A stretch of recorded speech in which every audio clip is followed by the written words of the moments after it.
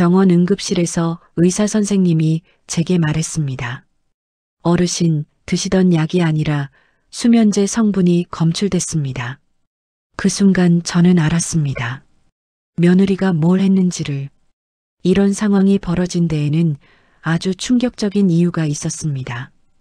영상을 보고 계신 여러분, 어디 사는 몇 살이신지, 지금 뭘 하면서 듣고 계신지 댓글로 써주세요. 제 이야기를 끝까지 들어주신다면 정말 감사하겠습니다. 저는 올해 65입니다. 서울 은평구에서 35년째 살고 있는 평범한 주부였습니다. 아니, 평범했었다고 해야 맞겠네요. 3년 전까지는요. 저희 아들 준호가 결혼한 게 바로 3년 전이었습니다. 며느리 이름은 수진이었죠. 처음 본 날 수진이는 정말 예의 바르고 착해 보였습니다. 어머니, 잘 부탁드립니다. 제가 많이 부족하지만 열심히 배우겠습니다. 그렇게 고개 숙여 인사하던 며느리의 모습이 아직도 눈에 선합니다. 그때 저는 정말 기뻤습니다. 우리 아들이 좋은 사람 만났구나 싶었죠. 결혼 후 같이 살기로 했습니다. 이 집이 넓으니까요. 방이 3개나 되는 30평대 아파트였습니다. 제 남편이 돌아가시기 전에 온 힘을 다해 마련한 집이었죠. 남편은 이 집을 사고 1년 만에 세상을 떠났습니다. 처음 1년은 괜찮았습니다. 수진이는 출근 전에 항상 어머니 다녀오겠습니다. 인사를 했고 퇴근하면 제가 차려놓은 저녁을 어머니 음식 솜씨는 정말 최고예요 하며 잘 먹었습니다. 하지만 시간이 지나면서 뭔가 달라지기 시작했습니다. 정확히 언제부터였을까요? 아마 2년 차에 접어들면서부터였던 것 같습니다. 수진이의 말투가 조금씩 변했습니다. 어느 날 아침이었습니다. 저는 평소처럼 아침 식사를 준비하고 있었습니다. 된장찌개에 생선구이, 나물 반찬까지 정성스럽게 차렸죠. 그런데 수진이가 식탁에 앉더니 한숨을 쉬는 겁니다. 어머니, 아침마다 이렇게 거창하게 안 차려주셔도 돼요. 저희는 바쁘거든요. 저는 그 말에 당황했습니다. 아, 그래? 그럼 간단하게 할게. 그리고 요즘 국이 너무 짜요. 제가 싱겁게 먹는 거 모르세요? 수진이는 그렇게 말하고는 숟가락을 내려놨습니다. 옆에 있던 준호는 아무 말도 하지 않았습니다. 그냥 고개를 숙이고 밥만 먹고 있더군요. 저는 그날 싱겁게 요리하려고 노력했습니다. 하지만 제 입맛에는 너무 밍밍해서 저는 따로 간장을 더 쳐서 먹었습니다. 며칠 후에는 더 기가 막힌 일이 있었습니다. 제가 거실 소파에서 TV를 보고 있었는데 수진이가 퇴근해서 들어오더니 인상을 찌푸리는 겁니다. 어머니, 오늘도 또 집에만 계셨어요? 응? 나 오늘 마트 갔다 왔는데. 에휴, 맨날 집에만 계시니까 우울하시죠? 친구들이랑 놀러 다니시든가요? 수진이는 그렇게 말하고는 자기 방으로 들어가 버렸습니다. 저는 멍하니 TV만 바라봤습니다. 내가 뭘 잘못했지? 그런 생각이 들었습니다. 그리고 일주일 뒤 제일 충격적인 일이 벌어졌습니다. 저는 고혈압이 있어서 매일 아침 약을 먹습니다. 벌써 10년째 먹고 있는 약이었죠. 그날도 평소처럼 식탁에 앉아서 약을 먹으려고 약통을 꺼냈습니다.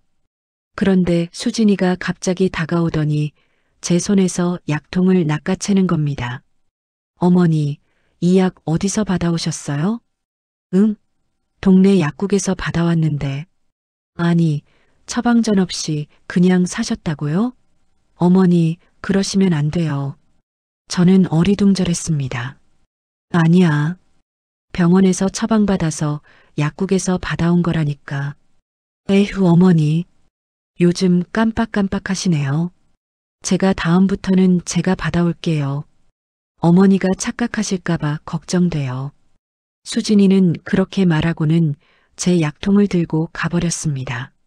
준호한테 말하려고 했는데 준호는 이미 출근하고 없었습니다. 그날부터 수진이가 제 약을 관리하기 시작했습니다.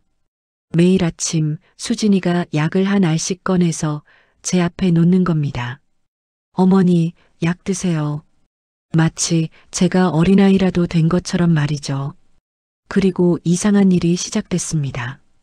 약을 먹은 후부터 낮에 졸음이 쏟아지는 겁니다. 평소에는 오전 내내 집안일을 하고 오후에 잠깐 낮잠을 잤는데 요즘은 아침 9시만 돼도 눈꺼풀이 무거워졌습니다. 어느 날은 설거지를 하다가 그만 졸음이 와서 소파에 누웠습니다. 그런데 얼마나 깊이 잤는지 오후 3시가 넘어서야 깼습니다. 5시간 넘게 잔 겁니다. 더 이상한 건 머리가 멍하다는 거였습니다. 뭘 하려고 했는지 자꾸 까먹었습니다. 냉장고 문을 열고는 내가 뭘 꺼내려고 했더라 하고 멍하니 서 있는 제 모습을 발견했습니다. 수진이는 그런 제 모습을 보더니 준호한테 말하기 시작했습니다. 여보, 어머니 요즘 이상하지 않아? 자꾸 깜빡하시고. 준호가 걱정스러운 얼굴로 물었습니다. 엄마, 괜찮으세요? 요즘 많이 피곤하세요? 아니, 그냥 좀 졸린 것뿐이야. 엄마, 병원 한번 가보는 게 어때요? 요즘 치매 검사도 일찍 받는 게 좋대요. 치매. 그 단어를 듣는 순간 제 가슴이 철렁했습니다. 무슨 소리야? 나 치매 아니야. 그래도 확인은 해봐야죠. 요즘 어머니 많이 이상하세요. 수진이가 거들었습니다. 맞아요, 어머니. 어제도 손자 이름 헷갈리셨잖아요. 저는 화가 났습니다. 내가 언제 민준이 이름을 헷갈렸어. 어머니, 흥분하지 마세요. 어머니가 기억 못 하시는 거예요. 수진이는 제 어깨를 툭툭 치며 말했습니다. 마치 정신 나간 노인을 달래는 것처럼요. 그날 밤 저는 잠이 오지 않았습니다. 내가 정말 치매에 걸린 걸까? 그런 생각이 머릿속을 맴돌았습니다. 며칠 후 더 기가 막힌 일이 벌어졌습니다. 제가 거실 청소를 하고 있었는데 수진이 친구가 놀러 왔습니다. 수진이는 저를 쳐다보지도 않고 친구와 거실 소파에 앉더니 큰 소리로 떠들기 시작했습니다. 언니, 요즘 너무 힘들어. 시어머니가 요즘 치매 기운이 있으신가 봐. 저는 그 자리에서 청소기를 멈췄습니다. 하지만 수진이는 신경도 쓰지 않았습니다. 진짜? 어떻게? 맨날 깜빡하시고 하루 종일 자기만 하고. 솔직히 좀 걱정돼. 나중에 큰일 날 것 같아. 그럼 요양원이라도 알아봐야 하는 거 아니야? 그게 좋을 것 같긴 한데. 남편이 아직은 그러지 말래. 근데 진짜 곧 보내야 할 것 같아. 저는 그 말을 듣는 순간 온몸이 얼어붙었습니다. 요양원. 며느리가 저를 요양원에 보내려고 한다는 걸 그제야 알았습니다. 저는 청소기를 끄고 제 방으로 들어갔습니다. 가슴이 답답해서 숨을 쉴 수가 없었습니다. 그날 저녁 준호가 퇴근하자마자 수진이가 말했습니다. 여보, 어머니 건강검진 예약 좀 해줘. 치매 검사 포함해서. 준호는 고개를 끄덕였습니다. 알았어. 내가 알아볼게. 저는 그 모습을 보며 깨달았습니다. 제 아들도 이제 며느리 편이라는 것을요. 그리고 며칠 후 또 다른 일이 벌어졌습니다. 제가 집안일을 하다가 어지러워서 잠깐 소파에 앉았는데 그 모습을 본 수진이가 비웃듯이 말했습니다. 어머니, 연기하지 마세요. 요양원 안 가시려고 일부러 그러시는 거 다 알아요. 뭐라고? 에휴, 그냥 편하게 요양원 가세요. 거기서 또래분들이랑 노시면 어머니도 좋으시잖아요. 저는 그 말을 듣고 벌떡 일어났습니다. 나는 안 가. 이 집은 내 집이야. 에이, 어머니. 명의가 누구 건데요? 남편 명의잖아요. 어머니 집 아니에요. 수진이는 그렇게 말하고는 자기 방으로 들어가 버렸습니다. 저는 그 자리에 멍하니 서 있었습니다. 가슴이 미어지는 것 같았습니다. 내가 35년 동안 지킨 이 집을, 남편이 온 힘을 다해 마련한 이 집을 저 여자가 빼앗으려 하고 있구나. 그날 밤 저는 처음으로 깨달았습니다. 며느리가 저를 내쫓으려 한다는 것을, 그리고 뭔가 이상하다는 것을. 왜 갑자기 이렇게 졸릴까? 왜 갑자기 머리가 멍해질까? 그리고 왜 며느리가 제 약을 관리하기 시작한 후부터 이런 증상이 나타난 걸까? 저는 그날 밤 잠을 이룰 수 없었습니다. 어둠 속에서 천장만 바라보며 생각했습니다. 뭔가 잘못됐어. 분명히 뭔가 잘못됐어. 그리고 며칠 후 제 인생을 바꿀 결정적인 순간이 찾아왔습니다. 그날은 화요일 새벽이었습니다. 저는 새벽 4시쯤 화장실에 가려고 일어났습니다. 나이가 드니까 밤에 자주 깨더군요. 복도를 지나 화장실로 가는데 거실에서 불빛이 새어나오는 게 보였습니다. 누가 불을 켜놨나? 저는 조용히 거실 쪽으로 걸어갔습니다. 그런데 거기서 수진이의 목소리가 들렸습니다. 전화 통화를 하고 있었습니다. 저는 본능적으로 몸을 숨겼습니다. 복도 모퉁이에서 가만히 귀를 기울였죠. 응, 나야. 못 자서 전화했어. 수진이의 목소리가 들렸습니다. 평소와는 다르게 차갑고 날카로웠습니다. 언니 곧 될 것 같아. 요양원 보낼 수 있을 것 같다고. 제 심장이 쿵쾅거리기 시작했습니다. 응, 요즘 완전 정신없어 보여. 하루 종일 자고 깜빡깜빡하고 치매 진단 나오는 건 시간 문제야. 저는 숨을 죽였습니다. 손이 부들부들 떨렸습니다. 치매 진단 나오면 바로 요양원 보낼 거야. 법적으로 문제 없대. 변호사한테 확인했어. 수진이가 작게 웃는 소리가 들렸습니다. 그럼 이 집은? 당연하지. 리모델링 할 거야. 방 하나 터서 드레스룸 만들고 거실도 새로 꾸미고. 어차피 시어머니 취향 완전 구닥다리잖아. 제 다리에 힘이 풀렸습니다. 벽에 기대지 않았으면 그 자리에서 주저앉았을 겁니다. 걱정 마. 남편은 내 편이야. 얘가 엄마한테 효자인 척하지만 사실 귀찮아 하거든. 나만 잘하면 요양원 보내는 거 찬성할 거야. 그래, 고마워. 나도 빨리 이 집 주인 되고 싶어. 35평인데 시어머니 때문에 눈치 보면서 사는 거 진짜 짜증나. 응, 끊어. 자야 돼. 내일 또 착한 며느리 연기해야 하잖아. 그래, 안녕. 통화가 끊어지는 소리가 들렸습니다. 그리고 수진이가 한숨 쉬는 소리, 소파에서 일어나는 소리가 들렸습니다. 저는 황급히 제 방으로 돌아왔습니다. 화장실도 가지 않았습니다. 그냥 침대에 누워서 이불을 뒤집어 썼습니다. 온몸이 떨렸습니다. 분노 때문인지 두려움 때문인지 배신감 때문인지 알 수 없었습니다. 착한 며느리 연기.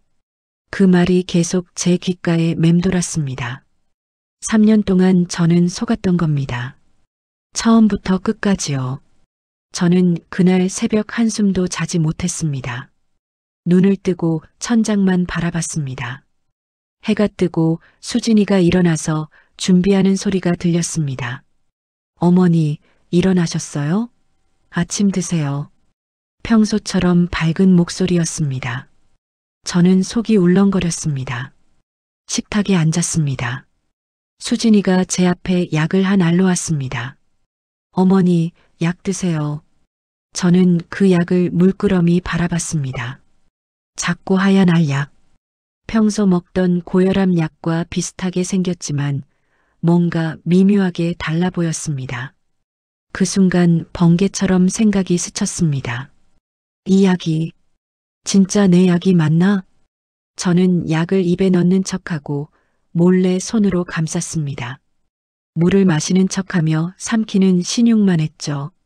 잘 드셨죠? 어머니, 저 출근할게요. 수진이는 웃으며 집을 나갔습니다. 준호도 따라 나갔고 집에는 저 혼자 남았습니다. 저는 황급히 약을 휴지에 싸서 서랍에 숨겼습니다. 그리고 제 약통을 꺼내 자세히 살펴봤습니다. 약통에는 혈압 강화제라고 적혀 있었습니다. 하지만 제가 병원에서 받아온 약은 분홍빛이 도는 타원형이었는데 이 약은 순백색의 둥근 모양이었습니다. 이상해. 분명히 다른 약이야. 저는 휴대폰을 꺼내 동네 약국에 전화하려고 했습니다. 그런데 손이 떨려서 번호를 제대로 누를 수가 없었습니다. 한참을 진정시키고 나서야 전화를 걸었습니다. 여보세요, 약국이죠? 저 김영숙인데요. 아, 사모님. 무슨 일이세요? 제가 먹는 혈압약이요. 모양이 바뀐 거예요? 혈압약이요? 아니에요. 몇 년째 똑같은 약 처방되고 계신데요. 제 심장이 쿵 내려앉았습니다.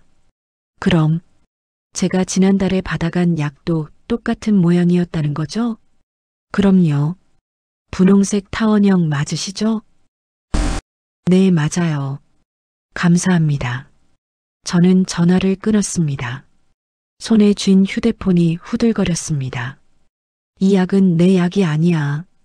수진이가 바꿔치기 한 거야. 그 순간 집 앞 현관문이 열리는 소리가 들렸습니다. 저는 깜짝 놀라 휴대폰을 주머니에 쑤셔 넣었습니다. 어머니, 제가 우산 놓고 갔네요. 수진이었습니다. 저는 황급히 약통을 서랍에 숨기려 했습니다. 하지만 너무 급하게 움직이는 바람에 약통이 바닥에 떨어지고 말았습니다. 어머니, 왜 그러세요? 수진이가 다가왔습니다. 저는 식은땀이 났습니다. 아, 아무것도 아니야. 약통이 그냥. 수진이가 재빨리 약통을 주었습니다. 그리고 제 얼굴을 빤히 쳐다봤습니다. 몇 초간의 침묵. 저는 숨을 제대로 쉴 수가 없었습니다. 어머니, 약은 드셨죠? 응, 먹었어. 다행이네요. 어머니, 약은 꼭 챙겨 드셔야 해요. 안 그러면 큰일 나요. 수진이는 그렇게 말하고는 우산을 들고 나갔습니다. 하지만 문 닫기 전에 한 번 더 저를 돌아봤습니다. 그 눈빛이 차가웠습니다. 문이 닫히는 소리, 찰칵. 그 소리가 유난히 크게 들렸습니다. 저는 그 자리에 주저앉았습니다. 다리에 힘이 하나도 없었습니다. 이 여자가 날 죽이려는 건가? 아니면 정신을 못 차리게 만들려는 건가? 무서웠습니다. 하지만 동시에 화가 났습니다. 내가 이렇게 당하고만 있을 순 없어. 저는 벌떡 일어났습니다. 그리고 수진이의 방으로 갔습니다. 문을 열고 조심스럽게 들어갔습니다. 방 안을 살펴봤습니다. 서랍을 하나씩 열어봤습니다. 옷장도 뒤졌습니다. 뭔가 증거가 있을 거라고 생각했습니다. 그리고 드레스룸 깊숙한 곳, 옷더미 사이에서 그것을 발견했습니다. 비닐봉지. 저는 떨리는 손으로 비닐봉지를 꺼냈습니다. 그 안에는 약병이 들어 있었습니다. 제 이름이 적힌 약병. 동네 약국 스티커가 붙어 있는 약병. 저는 약병을 열었습니다. 안에는 분홍색 타원형 약들이 가득 들어 있었습니다. 제가 원래 먹던 바로 그 약이었습니다. 이게 내 진짜 약이잖아. 저는 그 자리에서 온몸이 얼어붙었습니다. 수진이가 제 약을 숨겨놨습니다. 그리고 다른 약을 먹이고 있었던 겁니다. 대체 뭘 먹인 거야? 수면제? 신경안정제? 갑자기 모든 게 명확해졌습니다. 왜 제가 졸렸는지, 왜 머리가 멍했는지, 왜 기억이 가물거렸는지, 약 때문이었습니다. 수진이가 저한테 이상한 약을 먹여서 제가 치매 환자처럼 보이게 만든 겁니다. 저는 약병을 꼭 쥐었습니다. 손에 힘이 잔뜩 들어갔습니다. 그 순간 제 안에서 뭔가가 바뀌기 시작했습니다. 무서움이 사라졌습니다. 대신 차가운 분노가 치밀어 올랐습니다. 좋아. 이제 알았어. 내가 뭘 하는지 다 알았어. 저는 약병을 다시 비닐봉지에 넣고 원래 있던 자리에 조심스럽게 숨겨뒀습니다. 수진이가 눈치채면 안 됐으니까요. 그리고 제 방으로 돌아와서 휴대폰을 꺼냈습니다. 사진을 찍었습니다. 수진이가 제게 준 하얀 약, 숨겨진 제 원래 약병. 모두 다 사진으로 찍었습니다.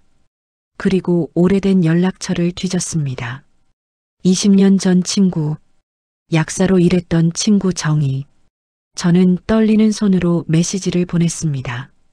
희야, 나 영숙이야. 오랜만이지? 갑자기 연락해서 미안한데 부탁 하나만 들어줄 수 있을까? 이 약이 뭔지 좀 봐줄래? 사진을 첨부해서 보냈습니다. 30분 후 정희한테서 전화가 왔습니다. 영수가 이 약, 수면 유도제야. 졸파뎀 계열. 제 손에 쥔 휴대폰이 후들거렸습니다. 그게 고혈압 약이 아니라, 아니, 완전히 다른 약이야. 영수가 혹시 누가 이거 먹으라고 한 거야? 이거 장기 복용하면 몸에 안 좋은데.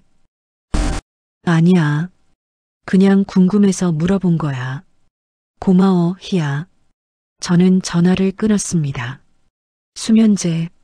며느리가 저한테 수면제를 먹인 겁니다. 고혈압 약이라고 속이고 저는 침대에 앉아서 한참을 멍하니 있었습니다. 그리고 결심했습니다. 이제 더는 당하고만 있지 않을 거야. 증거를 모을 거야. 그리고 이 여자를 완전히 무너뜨릴 거야. 저는 그날 밤부터 준비하기 시작했습니다. 수진이가 주는 약을 먹는 척하고 몰래 버렸습니다. 며칠 지나자 머리가 맑아지기 시작했습니다. 졸음도 사라졌습니다. 그리고 손자 민준이가 쓰던 아기 모니터를 찾았습니다. 작은 카메라였죠. 저는 그것을 제 방 책장에 몰래 설치했습니다. 며칠 후 카메라에 결정적인 장면이 찍혔습니다. 수진이가 제 방에 몰래 들어와서 약통을 여는 장면, 그리고 제 원래 약을 꺼내서 다른 약으로 바꿔 넣는 장면, 모두 다 찍혔습니다. 저는 그 영상을 보며 차갑게 웃었습니다. 이제 시작이야. 내가 날 어떻게 했는지 세상에 다 알려줄 거야. 그날 밤 저는 잠을 이룰 수 없었습니다. 하지만 눈물은 흘리지 않았습니다. 침대에 누워 천장을 바라보며 생각했습니다. 이제 무엇을 해야 하는지, 어떻게 움직여야 하는지. 제 손에는 증거가 있었습니다. 수진이가 약을 바꿔치기 하는 영상, 숨겨진 제 원래 약병 사진, 수진이가 준 수면제 사진. 하지만 이것만으로는 부족했습니다. 더 확실한 증거가 필요했습니다. 저는 조용히 일어나 책상 앞에 앉았습니다. 노트를 꺼내 펜을 들었습니다. 65년을 살면서 이렇게 치밀하게 계획을 세워본 적이 없었습니다. 일단 침착하게, 서두르지 말자. 노트에 하나씩 적어 내려갔습니다. 수진이가 주는 약 계속 먹는 척하기 의심받으면 안 됨. 모든 증거 안전하게 보관하기. 병원 기록 확인하기. 내 처방전이 어떻게 사용됐는지. 수진이의 통화 내용이나 문자 메시지 추가 증거 확보. 법적으로 문제없는지 확인하기. 저는 펜을 놓고 깊게 숨을 들이쉬었습니다. 할 수 있어. 나는 35년 동안 이 집을 지켜왔어. 겁먹을 이유가 없어. 다음 날 아침 평소처럼 식탁에 앉았습니다. 수진이가 제 앞에 약을 놓았습니다. 어머니, 약 드세요. 응, 고마워. 저는 약을 입에 넣는 척하고 물을 마시며 손으로 약을 빼냈습니다. 그리고 몰래 주머니에 넣었습니다. 수진이는 전혀 눈치채지 못했습니다. 어머니, 저 출근할게요. 오늘 저녁 늦을 것 같아요. 그래, 조심해서 다녀와. 저는 웃으며 손을 흔들었습니다. 수진이가 나가고 준호도 출근하자 저는 곧바로 움직였습니다. 주머니에서 약을 꺼내 작은 지퍼백에 넣고 날짜를 적었습니다. 11월 15일 수요일. 이렇게 매일 모으면 증거가 될 거라고 생각했습니다. 그리고 옷장 깊숙한 곳, 남편의 옛날 구두 상자 안에 모든 증거를 숨겼습니다. 약봉지, 사진 파일을 저장한 USB, 노트. 수진이가 절대 찾을 수 없는 곳이었습니다. 오후에 저는 동네 병원에 갔습니다. 제가 10년 넘게 다니던 내과였습니다. 선생님, 제 처방 기록 좀 확인할 수 있을까요? 의사 선생님이 컴퓨터를 확인했습니다. 어르신, 지난 6개월 동안 처방전이 4번 발급됐네요. 모두 혈압약이고요. 그 처방전으로 약을 누가 받아갔는지도 알 수 있나요? 그건 약국에 문의하셔야 할 것 같은데요. 무슨 문제라도 있으세요? 저는 잠시 망설였습니다. 아직 말할 때가 아니었습니다. 아니에요. 그냥 확인 차원이에요. 병원을 나와 바로 옆 약국으로 갔습니다. 30년 넘게 다니던 약국이었습니다. 사모님, 어서 오세요. 약사님, 제가 지난 몇 달 동안 약 받아간 기록 있잖아요. 그거 좀 확인할 수 있을까요? 약사님이 컴퓨터를 두드렸습니다. 네, 지난 6개월 동안 총 4번 받아가셨네요. 근데 사모님이 직접 오신 건 2번이고 나머지 2번은 며느리가 대신 받아갔죠? 네, 맞으세요. 처방전 가져오셔서 대리 수령하셨어요. 제 심장이 빠르게 뛰기 시작했습니다. 그럼 혹시 CCTV 기록도 남아있나요? 며느리가 약 받아간 날짜 기록이요. 약사님이 이상하다는 듯 저를 쳐다봤습니다. 사모님, 무슨 일 있으세요? 혹시 며느님이랑? 아니에요. 그냥 나중에 필요할 것 같아서요. 부탁드려요. 약사님은 잠시 망설이다가 고개를 끄덕였습니다. 알겠습니다. 그런데 CCTV는 3개월까지만 보관돼요. 그래도 확인해 드릴게요. 감사합니다. 저는 약국을 나오며 작게 한숨을 쉬었습니다. 조금씩 천천히 증거를 모으고 있었습니다. 집으로 돌아오는 길, 저는 예전 친구 정희에게 전화를 걸었습니다. 희야, 나야. 저번에 물어본 약 있잖아. 응, 영수가. 그 약 왜? 혹시 정말 누가 그거 먹이는 거야? 저는 잠시 침묵했습니다. 그리고 천천히 입을 열었습니다. 희야, 나 지금 좀 심각한 상황이야. 자세한 건 나중에 말해줄게.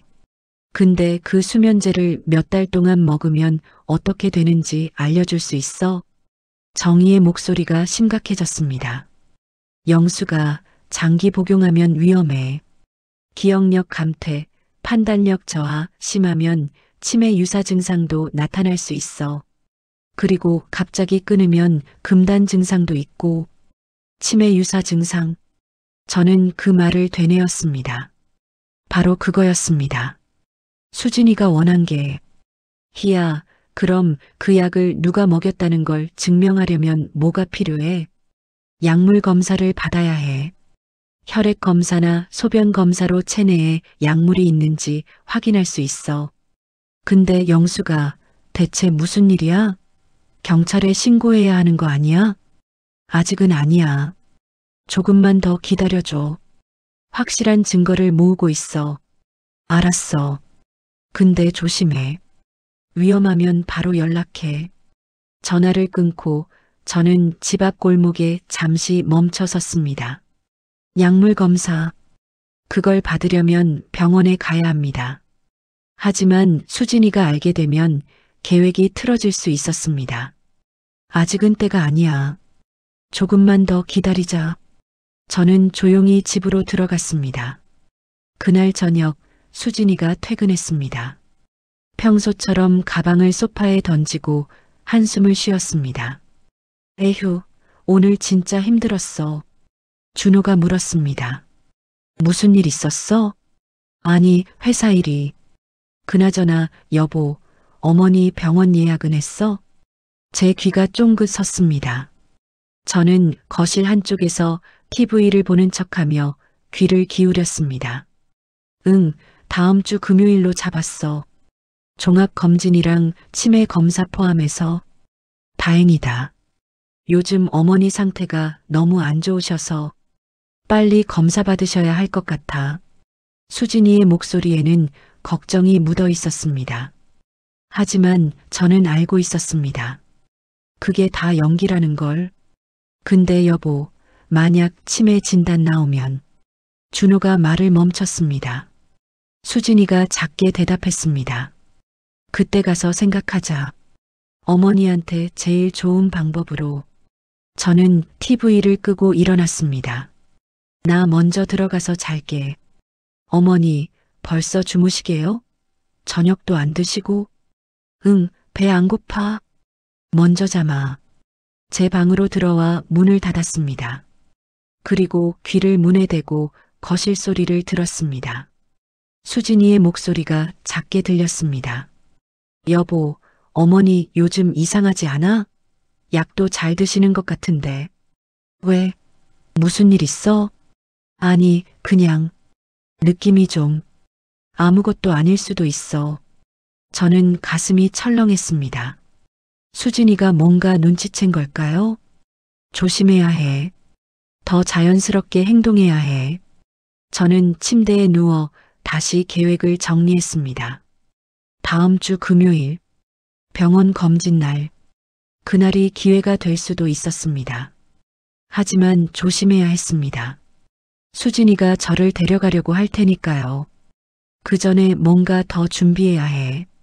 저는 스마트폰을 꺼냈습니다. 준호가 몇 년 전에 사준 거였는데 사실 잘 사용하지 않았습니다. 하지만 지금은 달랐습니다. 인터넷을 검색했습니다. 약물 바꿔치기 처벌, 수면제, 무단 투여 법률, 존속상해제, 여러 기사와 법률 정보가 나왔습니다. 저는 한참 동안 그것들을 읽었습니다. 그리고 알게 됐습니다. 제가 수진이를 법적으로 처벌할 수 있다는 것을. 확실한 증거만 있다면요.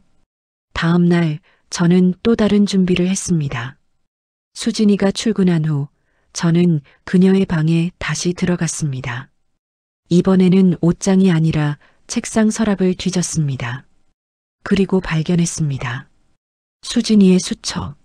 수첩을 펼치자 빼곡한 글씨가 보였습니다. 10월 15일 마이너스 시어머니 약 교체 시작. 10월 22일 마이너스 증상 나타남. 계획대로 진행 중. 11월 1일 마이너스 남편에게 치매 의심된다고 말하기 시작. 11월 10일 마이너스 병원 예약 필요. 진단 나오면 요양원 알아보기. 저는 그 수첩을 보며 온몸에 소름이 돋았습니다. 수진이가 모든 걸 계획했던 겁니다. 처음부터 끝까지. 제가 치매 환자처럼 보이게 만들고 요양원에 보내고 집을 차지하려고. 저는 떨리는 손으로 수첩을 사진 찍었습니다.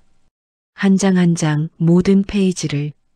그리고 수첩을 원래 자리에 조심스럽게 돌려놨습니다. 제 방으로 돌아와 사진들을 USB에 저장했습니다. 그리고 구두 상자에 다시 숨겼습니다. 이제 증거는 충분했습니다. 수진이가 약을 바꿔치기 하는 영상, 수면제 현물, 수진이의 수첩 사진, 병원 처방 기록. 하지만 저는 아직 움직이지 않았습니다. 결정적인 순간을 기다려야 해. 한 방에 끝낼 수 있는 그 순간을. 그날 저녁 저는 평소보다 더 연기를 잘했습니다. 식사 중에 일부러 깜빡하는 척했습니다. 내가 뭐 하려고 했더라. 수진이가 눈을 반짝였습니다. 어머니, 괜찮으세요? 아까 물 가지러 가신다고 하셨잖아요. 아, 맞다. 내가 또 깜빡했네. 준호가 걱정스러운 표정을 지었습니다. 엄마, 다음 주 금요일 병원 꼭 가셔야 돼요. 알았어, 아들. 저는 순한 얼굴로 웃었습니다. 수진이도 따라 웃었습니다. 하지만 저는 알고 있었습니다. 누가 진짜 웃게 될지를요. 그날 밤 저는 처음으로 편하게 잠들었습니다. 조금만 더 기다리면 돼. 제 손에는 이미 칼이 쥐어져 있었습니다. 이제 그 칼을 언제 어떻게 휘두를지만 결정하면 되는 거였습니다. 저는 조용히 움직이기 시작했습니다. 드디어 그날이 왔습니다. 다음 주 금요일, 병원 검진 날. 아침부터 수진이는 유난히 밝았습니다. 어머니, 오늘 병원 가는 날이에요. 준비하세요. 응, 알았어. 저는 천천히 옷을 갈아입었습니다. 거울을 보니 65년을 살아온 제 얼굴이 보였습니다. 주름이 깊게 패였지만 눈빛만큼은 또렷했습니다. 오늘이야. 오늘 시작하는 거야. 수진이가 차를 가지고 왔습니다. 저를 조수석에 태우고 병원으로 향했습니다. 차 안은 조용했습니다. 어머니, 너무 긴장하지 마세요. 검사만 받으시면 돼요. 응. 저는 창밖을 바라봤습니다. 수진이는 계속 핸드폰을 확인했습니다. 아마 친정 엄마와 연락하고 있는 것 같았습니다. 병원에 도착했습니다. 대학병원이었습니다. 수진이가 일부러 먼 곳을 선택한 이유를 저는 알고 있었습니다. 제가 평소 다니던 병원 의사 선생님이 저를 잘 아니까요. 김영숙 환자분, 3번 진료실로 오세요. 접수를 마치고 진료실로 들어갔습니다. 젊은 의사가 앉아 있었습니다. 어르신, 오늘 종합검진 받으러 오셨죠? 보호자분은? 네, 제가 며느리입니다. 수진이가 앞장서서 말했습니다. 어머니 요즘 기억력이 많이 떨어지셔서요. 치매 검사도 같이 받으려고요.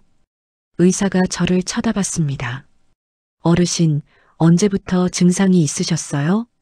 저는 입을 열려다 말고 수진이를 쳐다봤습니다. 수진이가 재빨리 대답했습니다. 2달 정도 됐어요. 갑자기 깜빡깜빡하시고 하루 종일 주무시고 어제도 손자 이름을 헷갈리셨어요. 의사가 고개를 끄덕이며 기록했습니다. 알겠습니다. 일단 기본 검사부터 진행하고 인지 기능 검사도 받으시죠. 네, 감사합니다. 수진이는 만족스러운 표호로 웃었습니다.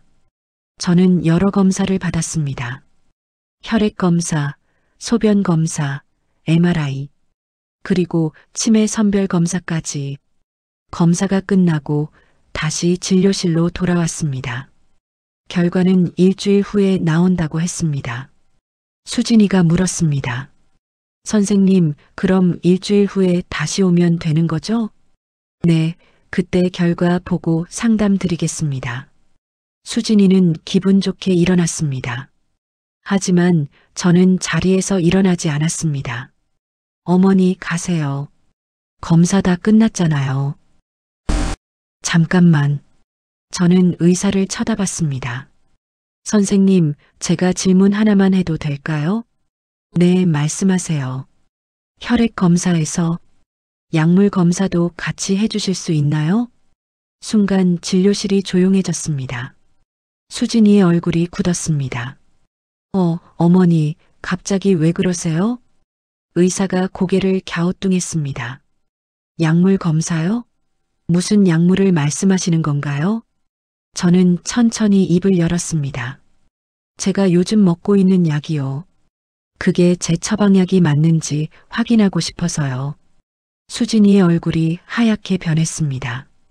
어머니, 무슨 소리예요? 당연히 어머니 약이잖아요. 저는 수진이를 쳐다봤습니다.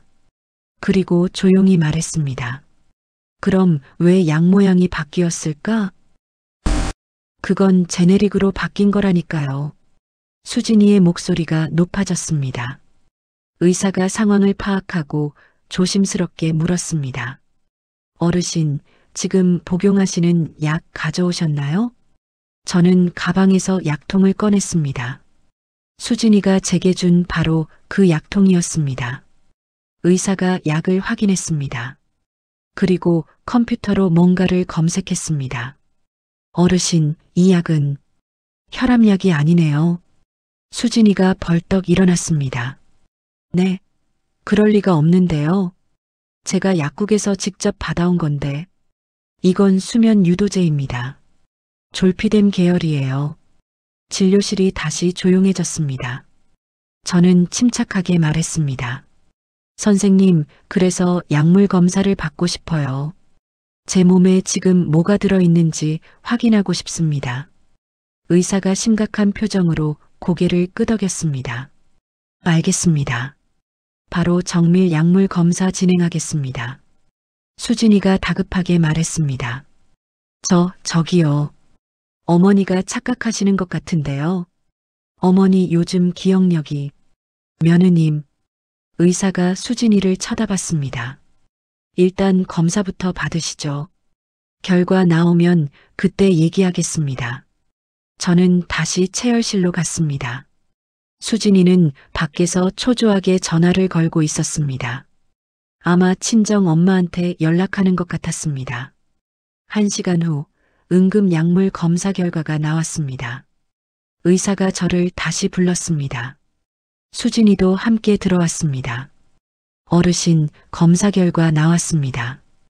의사의 얼굴이 심각했습니다. 혈액에서 벤조디아제핀 계열 약물이 검출됐습니다. 그리고 졸피뎀 성분도 나왔고요. 어르신, 이 약들을 처방받으신 적 있으세요? 아니요. 저는 고혈압 약만 처방받았어요. 그럼 누가 이 약을 들이셨나요? 저는 천천히 고개를 돌려 수진이를 쳐다봤습니다. 수진이의 얼굴이 새하얗게 질려 있었습니다. 저는 몰라요. 저는 약국에서 받은 약을 그대로 드린 거예요. 의사가 물었습니다. 며느님, 어느 약국에서 받으셨죠? 은평구 약국이요. 처방전은 있으세요? 집에 있을 거예요. 저는 조용히 가방에서 봉투를 꺼냈습니다. 그 안에는 제가 모아둔 증거들이 들어 있었습니다. 선생님, 이것 좀 봐주세요. 봉투를 열자 지퍼백에 담긴 하얀 알약들이 나왔습니다. 각 봉지마다 날짜가 적혀 있었습니다. 이건 지난 2달 동안 며느리가 제게 준 약입니다. 저는 먹는 척하고 모아뒀어요. 의사가 놀란 표정으로 약을 확인했습니다. 이것들도 전부 수면제네요. 저는 또 다른 봉투를 꺼냈습니다. 그리고 이건 제 원래 약입니다. 며느리가 숨겨둔 거예요. 옷장에서 찾았습니다. 제 이름이 적힌 약병, 분홍색 타원형 알약들. 의사가 약병을 확인했습니다. 이건 확실히 혈압약이네요. 어르신이 원래 처방받으신 거 맞고요. 수진이가 벌떡 일어났습니다. 이건 누명이에요. 어머니가 저를 모함하시는 거예요. 저는 차갑게 수진이를 쳐다봤습니다. 그리고 처음으로 단호하게 말했습니다. 모함? 내가 내 약을 바꿔치기 한 게 모함이야? 저는 그런 적 없어요. 그럼 이 약들은 다 뭐야? 내가 왜 수면제를 먹어야 해? 그건 어머니가 잠을 못 주무셔서. 거짓말하지 마. 제 목소리가 커졌습니다. 65년을 살면서 며느리한테 소리를 질러본 건 처음이었습니다. 나는 다 알아. 내가 뭘 했는지, 왜 그랬는지 다 알고 있어. 의사가 조심스럽게 끼어들었습니다. 어르신, 일단 진정하시고. 이 문제는 심각해 보입니다. 경찰에 신고를 하셔야 할 것 같은데요. 수진이가 울먹이기 시작했습니다. 아니에요. 저는 정말 어머니를 위해서, 날 위해서. 저는 비웃었습니다. 날 요양원에 보내고 집을 빼앗으려던 게 날 위해서라고? 수진이의 얼굴이 굳어졌습니다. 어머니가 어떻게 내 전화 통화 들었어. 새벽에 친구한테 통화하던 거 다 들었다고. 수진이는 더 이상 말을 잇지 못했습니다. 의사가 간호사를 불렀습니다. 경찰에 연락해 주세요. 그리고 보안팀에도 연락하고요. 네, 알겠습니다. 수진이가 다급하게 말했습니다. 저 잠깐만요. 이건 오해예요. 하지만 이미 늦었습니다. 저는 가방에서 휴대폰을 꺼냈습니다. 그리고 저장해둔 영상을 의사에게 보여줬습니다. 선생님, 이것도 봐주세요. 영상이 재생됐습니다. 수진이가 제 방에 몰래 들어와서 약통을 열고 약을 바꿔치기 하는 장면이 선명하게 찍혀 있었습니다. 의사가 충격받은 표정으로 영상을 봤습니다. 이건 명백한 범죄 행위입니다. 수진이는 그 자리에 주저앉았습니다. 30분 후 경찰이 도착했습니다. 신고받고 왔습니다. 무슨 일이죠? 저는 침착하게 상황을 설명했습니다. 며느리가 제 약을 바꿔치기 한 것, 수면제를 먹여서 치매 환자처럼 만든 것, 모든 걸 말했습니다. 그리고 증거들을 제출했습니다. 약물 검사 결과, 모아둔 수면제들, 영상, 사진들. 경찰이 심각한 표정으로 고개를 끄덕였습니다. 일단 조사가 필요할 것 같습니다. 며느님, 저희와 함께 가셔야겠습니다. 수진이가 울면서 소리쳤습니다. 싫어요. 저는 안 가요. 며느님 협조해 주세요. 경찰이 수진이를 부축해서 일으켰습니다. 수진이가 저를 쳐다봤습니다. 눈물로 범벅된 얼굴. 하지만 그 눈빛에는 분노가 가득했습니다. 어머니가 절 이렇게 만드는 거예요? 저는 차갑게 대답했습니다. 아니야. 내가 너 스스로를 이렇게 만든 거야. 수진이는 경찰과 함께 병원을 나갔습니다. 저는 그 모습을 지켜봤습니다. 떨리지 않았습니다. 후회도 되지 않았습니다. 의사가 조심스럽게 물었습니다. 어르신, 괜찮으세요? 네. 이제야 괜찮아진 것 같아요. 용기 내셔서 다행입니다. 많은 어르신들이 참고 사시거든요. 저는 작게 웃었습니다. 저도 참으려고 했어요. 하지만 참는 게 답은 아니더라고요. 병원을 나와 택시를 탔습니다. 집으로 가는 길 창밖 풍경이 새롭게 보였습니다. 이제 시작이야. 진짜 싸움은 지금부터야. 집에 도착했습니다. 텅 빈 집, 수진이가 없는 집. 저는 거실 소파에 앉아 깊게 숨을 들이쉬었습니다. 그리고 준호에게 전화를 걸었습니다. 아들아, 나야. 엄마야. 지금 집에 올 수 있어? 할 얘기가 있어. 준호의 당황한 목소리가 들렸습니다. 엄마, 무슨 일이에요? 수진이한테 연락이 안 되는데. 그 얘기를 하려고 전화한 거야. 빨리 와. 전화를 끊었습니다. 저는 창밖을 바라봤습니다. 해가 지고 있었습니다. 오늘 저는 처음으로 싸웠습니다. 제 권리를 위해서, 제 존엄을 위해서, 그리고 이겼습니다. 아직 끝난 게 아니었습니다. 하지만 저는 알고 있었습니다.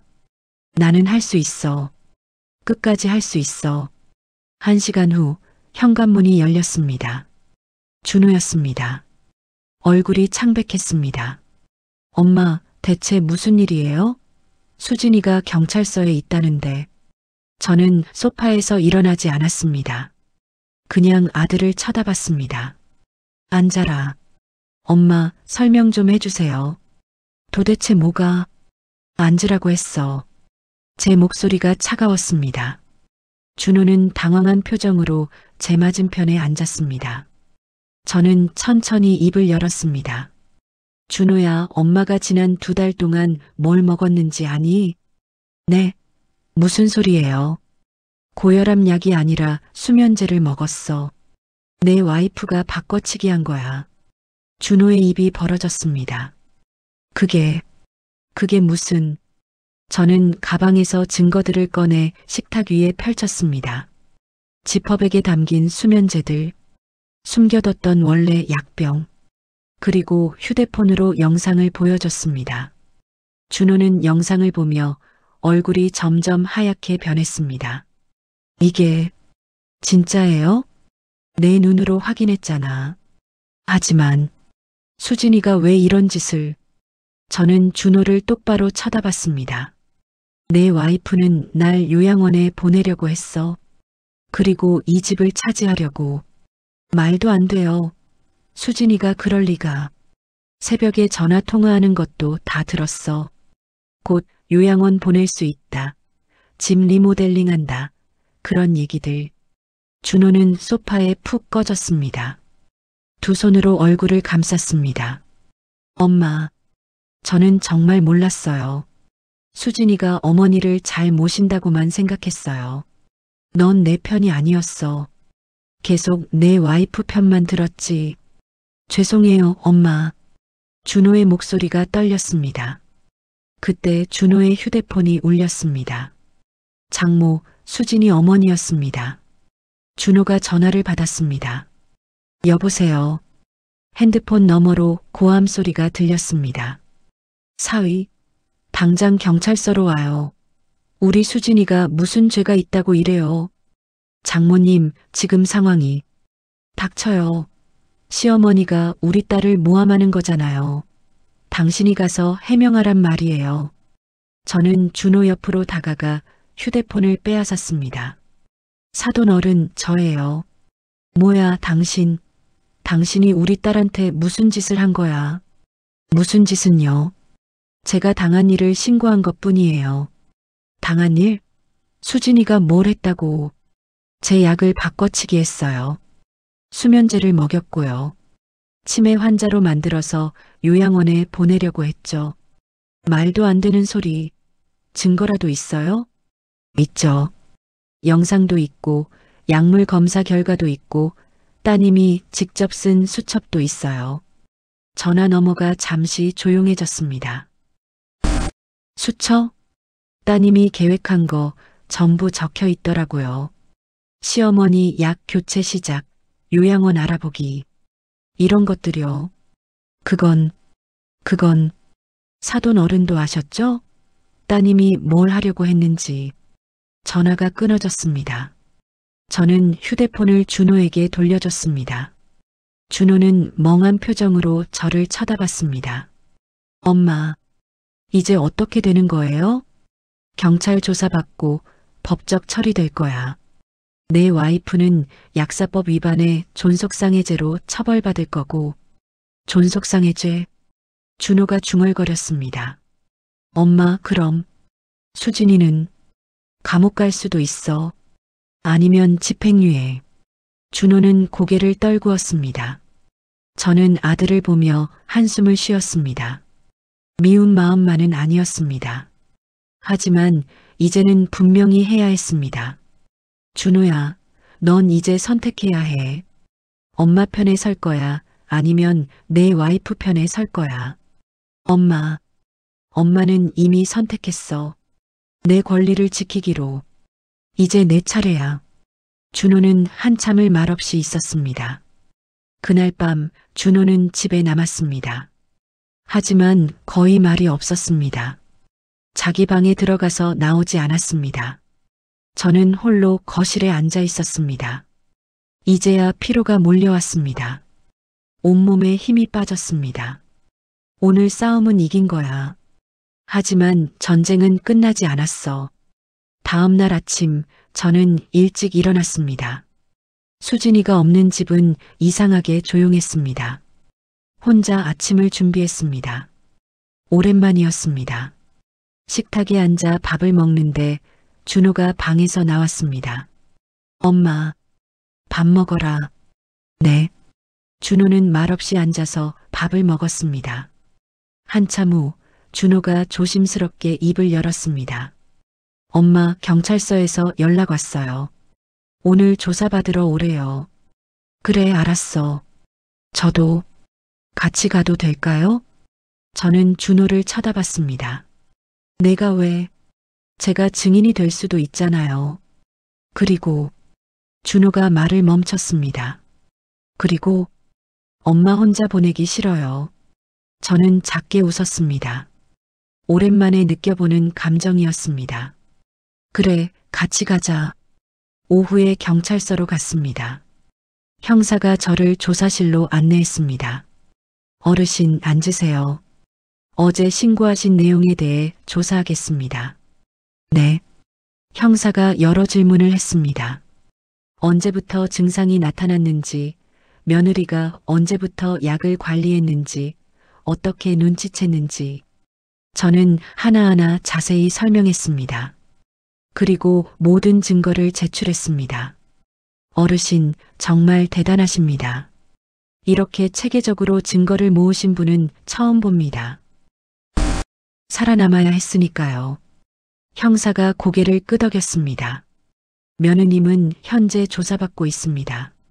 진술을 거부하고 있지만 증거가 명백해서 처벌은 피할 수 없을 겁니다. 얼마나 걸리나요? 검찰 송치까지는 일주일 정도 걸릴 겁니다. 그 다음에 재판이 진행되고요. 저는 고개를 끄덕였습니다. 조사를 마치고 나왔습니다. 준호가 복도에서 기다리고 있었습니다.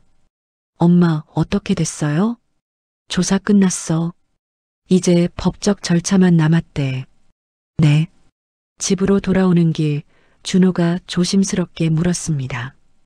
엄마, 수진이가 정말 감옥에 가나요? 그건 법원에서 결정할 거야. 엄마가 용서해 주시면 안 될까요? 저는 차를 세웠습니다.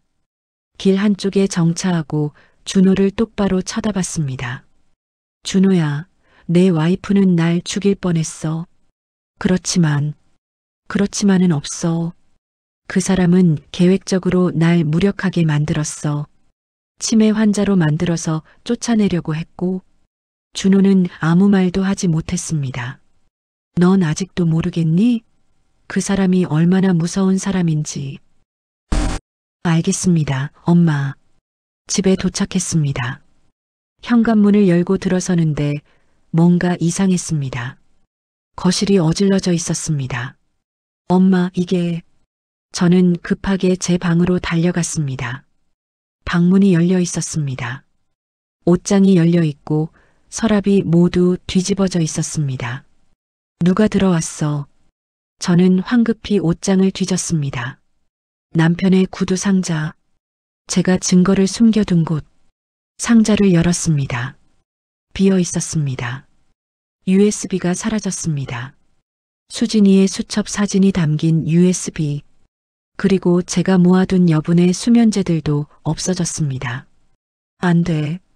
저는 그 자리에 주저앉았습니다. 준호가 황급히 달려왔습니다. 엄마, 무슨 일이에요?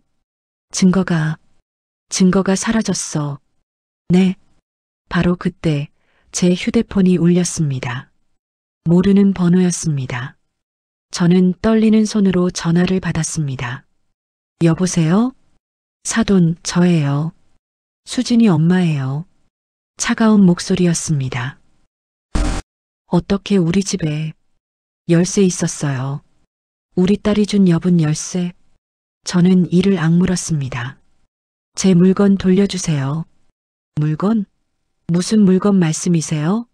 저는 아무것도 가져간 게 없는데요. USB 있었을 거예요. 그리고, 그거요? 이상한 USB 하나 있길래 버렸어요.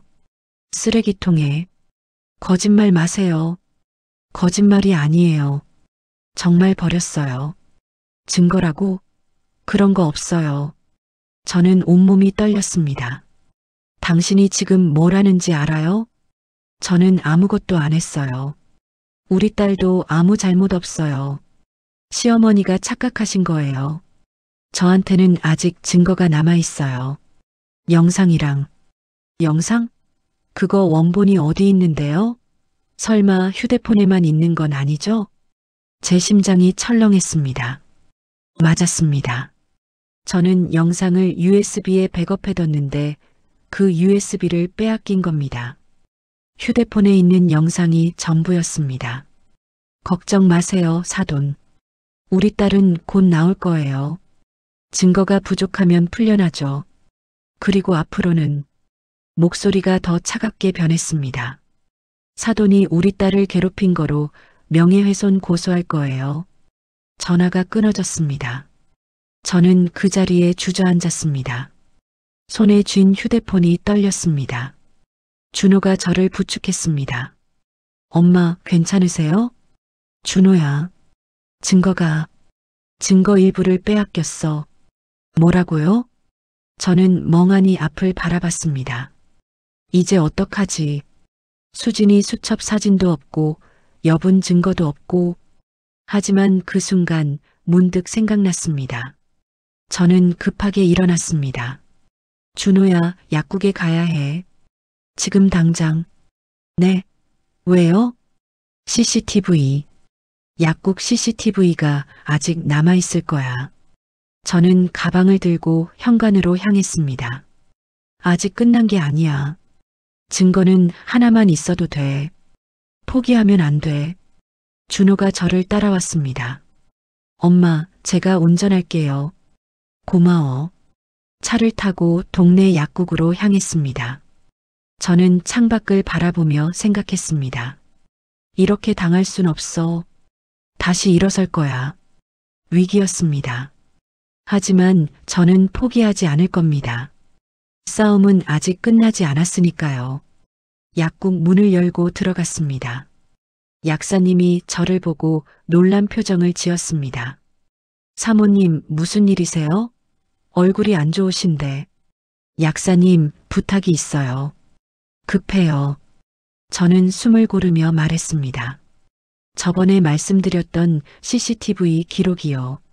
지금 당장 확인할 수 있을까요? 아, 그거요? 지금 바로 보여드릴게요. 잠깐만 기다리세요. 약사님이 컴퓨터를 켰습니다. 몇 번의 클릭 후 화면에 약국 내부가 보였습니다. 언제 날짜 기록이 필요하세요? 저는 제 노트를 꺼냈습니다. 수진이가 약을 대신 받아간 날짜를 적어뒀던 거였습니다. 10월 18일이랑 11월 3일이요. 네, 확인해 볼게요. 화면이 빠르게 넘어갔습니다. 그리고 멈췄습니다. 화면 속에 수진이가 보였습니다. 처방전을 내밀고 약을 받는 모습이 선명하게 찍혀 있었습니다. 이거예요. 이거 저장할 수 있나요? 네, USB 가지고 오셨어요? 아니요. 괜찮아요. 제가 하나 드릴게요. 약사님이 새 USB를 꺼내 영상을 복사했습니다. 사모님, 혹시 무슨 일 있으세요? 며느님이랑. 저는 잠시 망설이다가 고개를 끄덕였습니다. 네. 복잡한 일이 있어요. 이 영상이 정말 중요한 증거가 될 거예요. 그렇군요. 필요하시면 제가 증인으로도 나설 수 있어요.